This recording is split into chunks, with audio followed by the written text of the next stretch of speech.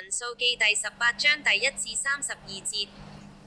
1耶和華對亞倫說：你和你的兒子，並你本族的人，要一同擔當干犯聖所的罪孽；你和你的兒子，也要一同擔當干犯祭司職任的罪孽。2你要帶你弟兄利未人，就是你祖宗支派的人前來，使他們與你聯合服侍你。只是你和你的兒子，要一同在法櫃的帳幕前供職。3他們要守所吩咐你的，並守全帳幕，只是不可挨近聖所的器具和壇，免得他們和你們都死亡。4他們要與你聯合，也要看守會幕，辦理帳幕一切的事。只是外人不可挨近你們。5你們要看守聖所和壇，免得憤怒再臨到以色列人。6我已將你們的弟兄利未人，從以色列人中揀選出來歸耶和華，是給你們為賞賜的，為要辦理會幕的事。7你和你的兒子要為一切屬壇和幔子內的事，一同守祭司的職任。你們要這樣供職，我將祭司的職任給你們當作賞賜，侍奉我。凡挨近的外人必被治死。8耶和華曉諭亞倫說：我已將歸我的舉祭，就是以色列人一切分別為聖的物，交給你經管。因你受過膏，把這些都賜給你和你的子孫，當作永得的分。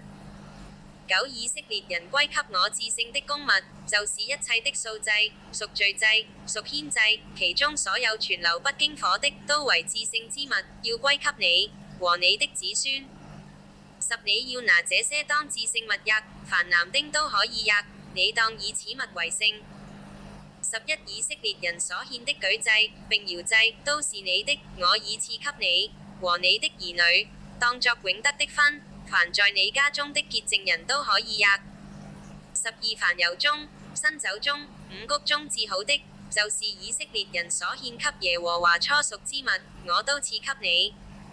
13凡從他們地上所帶來給耶和華初熟之物，也都要歸與你。你家中的潔淨人都可以喫。14以色列中一切永獻的都必歸與你。15他們所有奉給耶和華的，連人帶牲畜，凡頭生的都要歸給你。只是人頭生的，總要贖出來；不潔淨牲畜頭生的，也要贖出來。16其中在1月之外所當贖的，要照你所估定的價，按聖所的平，用銀子5舍客勒贖出來。1舍客勒是20貴拉。17只是頭生的牛，或是頭生的綿羊和山羊，必不可贖，都是聖的，要把他的血灑在壇上，把他的脂油焚燒，當作馨香的火祭獻給耶和華。18他的肉必歸你，像被搖的胸、被舉的右腿歸你一樣。19凡以色列人所獻給耶和華聖物中的舉祭，我都賜給你和你的兒女，當作永得的分，這是給你和你的後裔，在耶和華面前作為永遠的鹽約。開6個括號。鹽即是不廢壞的意思，刪6個括號。20耶和華對亞倫說：你在以色列人的境內不可有產業，在他們中間也不可有分。我就是你的分，是你的產業。21凡以色列中出產的1/10，我已賜給利未的子孫為業，因他們所辦的是會幕的事，所以賜給他們為酬他們的勞。22從今以後，以色列人不可挨近會幕，免得他們擔罪而死。23唯獨利未人要辦會幕的事，擔當罪孽，這要作你們世世代代永遠的定例。他們在以色列人中不可有產業。24因為以色列人中出產的1/10，就是獻給耶和華為舉祭的，我已賜給利未人為業，所以我對他們說，在以色列人中不可有產業。25耶和華吩咐摩西說：26你曉諭利未人說，你們從以色列人中所取的1/10，就是我給你們為業的，要再從那1/10中取1/10，作為舉祭獻給耶和華。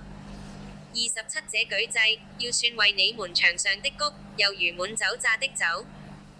28這樣，你們從以色列人中所得的1/10，也要作舉祭獻給耶和華。從這1/10中，將所獻給耶和華的舉祭歸給祭司亞倫。29奉給你們的一切禮物，要從其中將至好的，就是分別為聖的，獻給耶和華為舉祭。30所以你要對利未人說，你們從其中將至好的舉起，這就算為你們場上的糧，又如酒榨的酒。31你們和你們家屬，隨處可以喫，這原是你們的賞賜，是酬你們在會幕裏辦事的勞。32你們從其中將至好的舉起，就不致因這物擔罪。你們不可褻瀆以色列人的聖物，免得死亡。